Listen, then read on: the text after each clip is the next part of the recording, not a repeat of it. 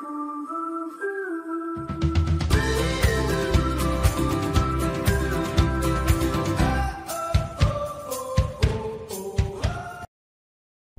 Kuliah Hukum Perlindungan Konsumen. Untuk mahasiswa jurusan Ilmu Hukum. Topik ke-21 dari 31 topik. Hubungan hukum konsumen dengan pelaku usaha berdasarkan perjanjian. Bagian kedua. Disediakan di channel Global Tutorial. Dalam perjanjian dikenal beberapa asas-asas, tetapi dalam tulisan ini akan dibahas asas-asas yang tercantum dalam Pasal 1338 KUH Perdata. Pasal 1338 ayat 1 KUH Perdata. Semua persetujuan yang dibuat secara sah berlaku sebagai undang-undang bagi mereka yang membuatnya. Pencantuman kata "semua" mengandung arti bahwa hal ini berlaku untuk semua perjanjian baik yang bernama maupun perjanjian yang tidak bernama, dan dalam istilah "semua" itu juga terkandung asas yang dikenal dengan asas kebebasan berkontrak, yang dalam hal ini ada kaitannya dengan Pasal 1319 KUH Perdata. Asas kebebasan berkontrak ini dibatasi dengan harus menaati hukum yang sifatnya memaksa. Misalnya syarat sahnya membuat perjanjian yang tercantum dalam Pasal 1320 KUH Perdata, Undang-Undang, Ketertiban Umum, dan Kepatutan. Jadi, kesimpulan Pasal 1338 ayat 1 KUH Perdata, itu selain mengandung asas kebebasan berkontrak juga mencerminkan adanya asas kekuatan mengikat dan asas kepastian hukum. Pasal 1338 ayat 2 KUH Perdata. Persetujuan-persetujuan itu tidak dapat ditarik kembali selain dengan sepakat kedua belah pihak atau karena alasan-alasan yang oleh undang-undang dinyatakan cukup untuk itu. Ayat 2 ini merupakan kelanjutan dari ayat 1 dan merupakan suatu penegasan bahwa kesepakatan merupakan hal yang sifatnya memaksa. Pasal 1338 ayat 3. Persetujuan harus dilaksanakan dengan iktikat baik. Ayat ketiga ini dikenal dengan asas iktikat baik, maksudnya, bahwa perjanjian dilaksanakan menurut kepatutan dan keadilan. Adapun Hogerot berpendapat bahwa ketentuan mengenai iktikat baik adalah ketentuan yang menyangkut ketertiban umum dan kesusilaan yang tidak boleh dikesampingkan oleh para pihak. Dalam transaksi konsumen dengan pelaku usaha, baik produsen maupun konsumen, kedua-duanya mempunyai hak dan kewajiban dalam berprestasi. Agar perjanjian itu memenuhi harapan kedua belah pihak harus memiliki iktikat baik. Hal ini secara tegas dicantumkan dalam Undang-Undang Perlindungan Konsumen, yaitu pada Pasal 5b, kewajiban konsumen antara lain beriktikat baik dalam melakukan transaksi pembelian barang dan atau jasa. Kemudian pada Pasal 7a, kewajiban pelaku usaha antara lain adalah beriktikat baik dalam melakukan kegiatan usahanya. Dalam Undang-Undang Perlindungan Konsumen, kewajiban beriktikat baik lebih ditekankan pada pelaku usaha, yaitu pelaku usaha berkewajiban dalam melakukan kegiatan usaha harus dengan beriktikat baik. Artinya bahwa kewajiban pelaku usaha beriktikat baik dimulai dari sejak barang dirancang, diproduksi sampai pada tahap jual, sedangkan konsumen beriktikat baik hanya dalam melakukan transaksi barang, jasa saja. Dewasa ini sebagian besar dunia usaha mempergunakan bentuk perjanjian baku dalam melakukan transaksi hasil produknya. Hal ini dipicu keadaan perkembangan sosial ekonomi yang sangat cepat dan teknologi yang modern. Tujuan diadakannya perjanjian baku oleh pelaku usaha adalah semata-mata untuk tujuan ekonomi agar dapat efisien, praktis, dan cepat. Perjanjian baku adalah suatu perjanjian yang isinya dibuat oleh salah satu pihak, biasanya oleh pelaku usaha, dalam bentuk formulir-formulir atau bentuk lainnya. Pihak lain atau konsumen tidak ikut serta dalam menentukan isi perjanjian, dan di dalam perjanjian tersebut terdapat beberapa klausula. Sebenarnya yang menjadi masalah bagi konsumen bukanlah keberadaan perjanjian bakunya yang di dalamnya terdapat beberapa klausula baku. Masalahnya bagi konsumen adalah apabila di antara beberapa klausula-klausula baku tersebut ada klausula eksonerasi, yaitu klausula-klausula yang berisi pembebasan atau pengalihan tanggung jawab yang seharusnya tanggung jawab pelaku usaha dialihkan pada konsumen sehingga merugikan konsumen. Undang-Undang Perlindungan Konsumen memberikan pengertian dari klausula baku, yaitu setiap aturan atau ketentuan dan syarat-syarat yang telah dipersiapkan dan ditetapkan terlebih dahulu secara sepihak oleh pelaku usaha yang dituangkan dalam bentuk dokumen atau perjanjian yang mengikat dan wajib dipenuhi oleh konsumen. Di dalam praktik isi perjanjian baku dengan mencantumkan klausula baku yang mengandung syarat-syarat yang ditentukan oleh pelaku usaha pada umumnya bertujuan untuk melindungi kepentingan pelaku usahanya sendiri tanpa mempertimbangkan kepentingan konsumen, sehingga dapat dikatakan bahwa materi klausula baku bukanlah hasil suatu kesepakatan melainkan hasil pemaksaan, dalam hal ini pelaku usaha kepada pihak lain, yaitu konsumen, untuk menerima atau tidak menerima sama sekali perjanjian tersebut. Klausula baku ini menciptakan kondisi yang tidak seimbang antara pelaku usaha dengan konsumen. Ketidakseimbangan itu bisa karena keadaan fisik, psikis, ataupun ekonomi.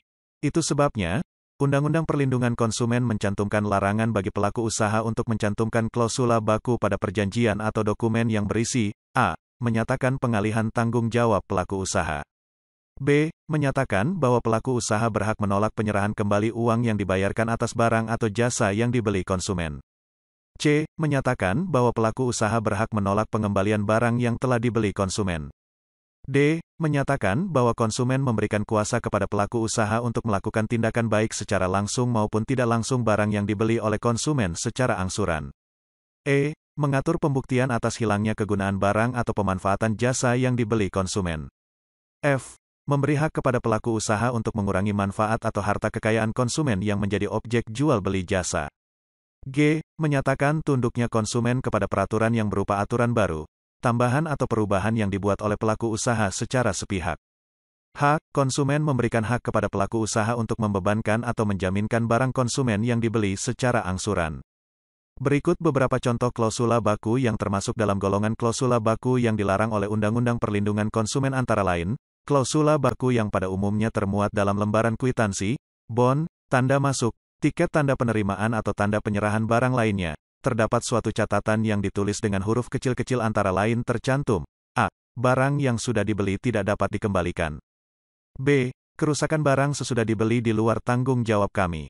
C. Barang-barang di luar tanggung jawab kami.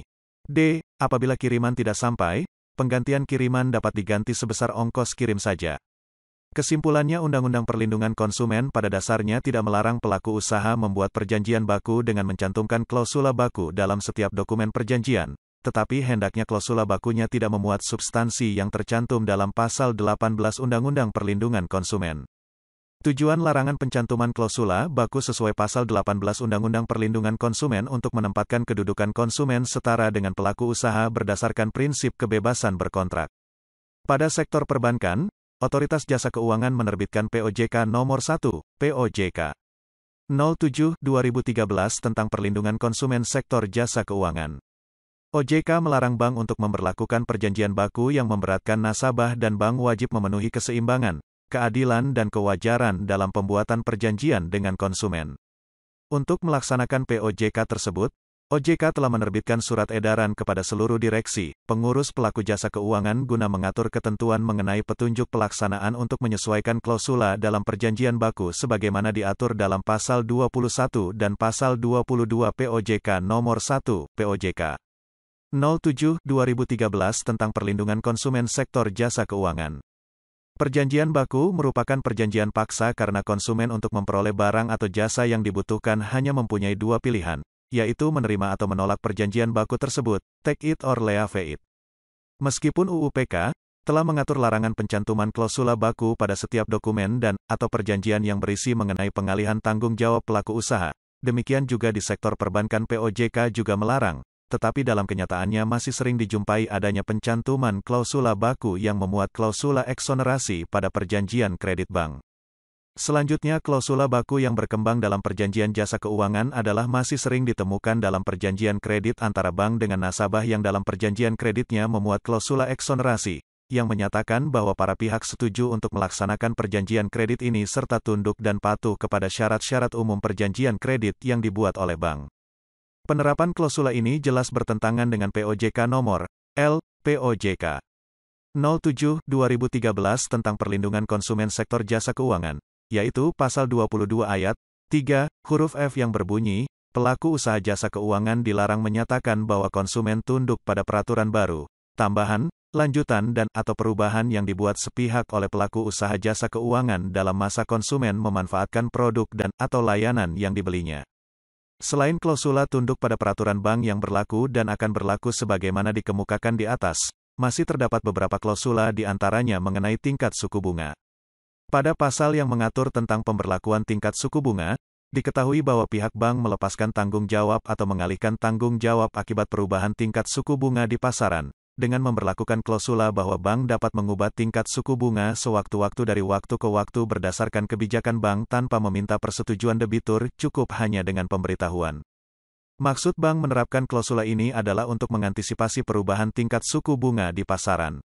Bila mengacu kepada ketentuan Bank Indonesia, yaitu Surat Edaran Bank Indonesia Nomor 13/5, DPNP tanggal 8 Februari tahun 2011 perihal transparansi informasi suku bunga dasar kredit, SBDK, disebutkan bahwa perhitungan SBDK merupakan hasil perhitungan dari 3 komponen, yaitu A. Harga pokok dana untuk kredit atau HPDK. B. Biaya overhead yang dikeluarkan bank dalam proses pemberian kredit. C. Margin keuntungan, profit margin, yang ditetapkan untuk aktivitas perkreditan. Dalam perhitungan SBDK, bank belum memperhitungkan komponen premi risiko individual nasabah bank. Suku bunga kredit, lending rate, adalah hasil penjumlahan SBDK dengan premi risiko. Premi risiko merepresentasikan penilaian bank terhadap prospek pelunasan kredit oleh calon debitur yang antara lain mempertimbangkan kondisi keuangan debitur, jangka waktu kredit, dan prospek usaha yang dibiayai. SBDK merupakan suku bunga terendah yang digunakan sebagai dasar bagi bank dalam penentuan suku bunga kredit yang dikenakan kepada nasabah bank. Besaran tingkat suku bunga adalah salah satu klausula dari perjanjian kredit dan secara jelas disebutkan persentasenya. Seharusnya perubahan besaran tingkat suku bunga juga ditentukan sesuai kesepakatan antara bank selaku kreditur dan nasabah peminjam selaku debitur. Berdasarkan penelitian dengan melakukan wawancara dengan informan bahwa apabila hal ini yang diberlakukan maka ketika suku bunga naik, nasabah debitur sudah pasti tidak bersedia untuk melakukan perubahan perjanjian kredit karenanya untuk menghindari risiko akibat kenaikan tingkat suku bunga di pasaran. Bank menambahkan klausula tersebut karena tingkat suku bunga sangat sulit untuk diprediksi secara akurat.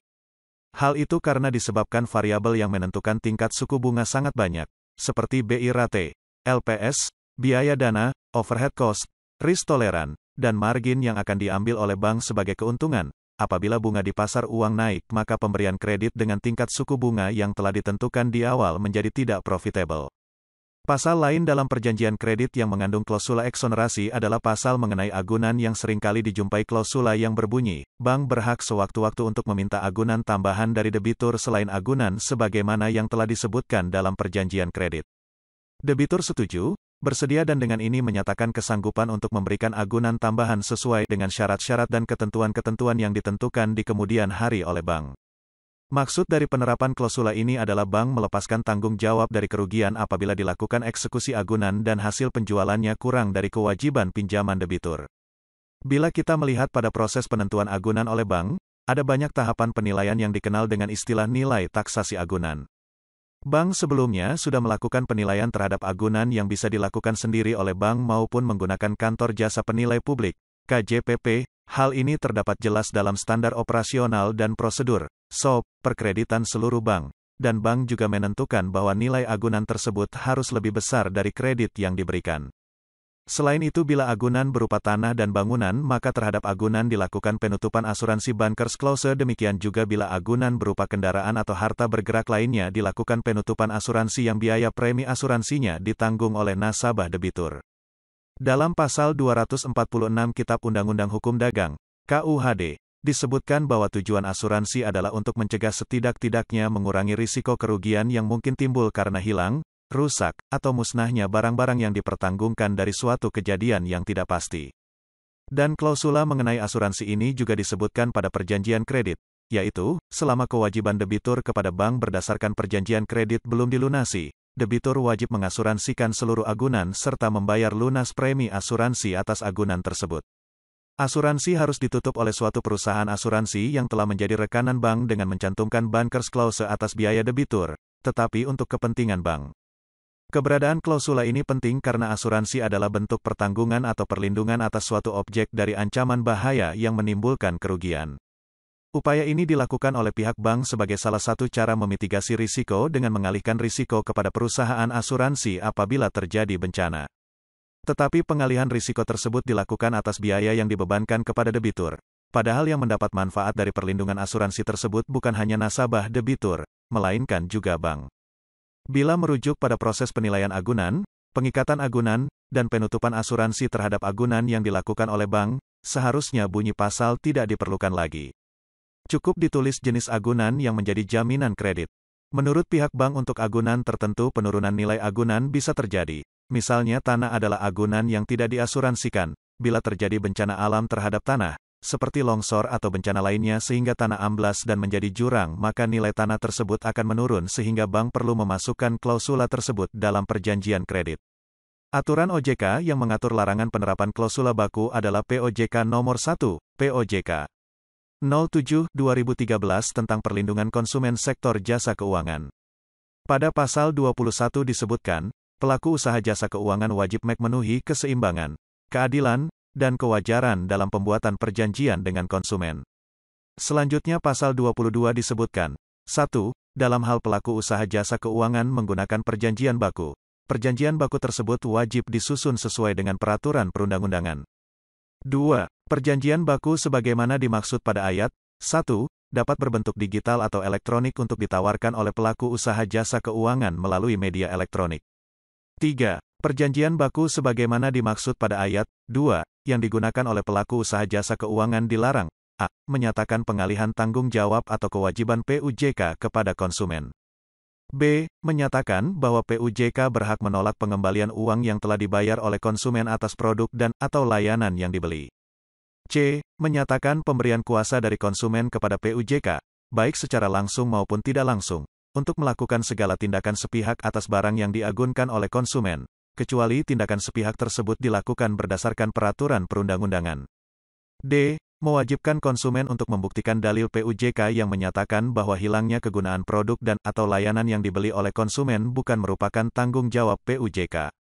E. Memberi hak kepada PUJK untuk mengurangi kegunaan produk dan atau layanan atau mengurangi harta kekayaan konsumen yang menjadi objek perjanjian produk dan layanan. F. Menyatakan bahwa konsumen tunduk pada peraturan baru, tambahan, lanjutan dan atau perubahan yang dibuat secara sepihak oleh PUJK dalam masa konsumen memanfaatkan produk dan atau layanan yang dibelinya, dan atau G. Menyatakan bahwa konsumen memberi kuasa kepada PUJK untuk pembebanan hak tanggungan, hak gadai, atau hak jaminan atas produk dan atau layanan yang dibeli oleh konsumen secara angsuran.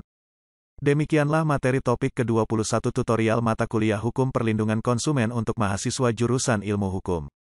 Channel Global Tutorial akan sangat membantu masyarakat umum dan para mahasiswa yang sedang atau ingin kuliah di universitas terbuka, atau kuliah di perguruan tinggi manapun di Indonesia. Ratusan video tutorial S1 Ilmu Hukum, S1 Ilmu Pemerintahan, S1 Ilmu Komunikasi, S1 Ilmu Manajemen, S1 Ilmu Administrasi dan lainnya disajikan di Global Tutorial. Video tutorial dituturkan dan disubtitelkan agar dapat ditonton, dibaca sambil didengarkan. Jangan khawatir jika tidak langsung paham. Untuk pemahaman yang lebih baik, putar dan dengarkan video tutorial berulang-ulang. Subscribe dan like, agar Anda mendapatkan update tutorial lainnya. Bagikan juga link video ini, agar teman lain juga mendapatkan manfaat channel ini. Sekian dan terima kasih. Sampai jumpa.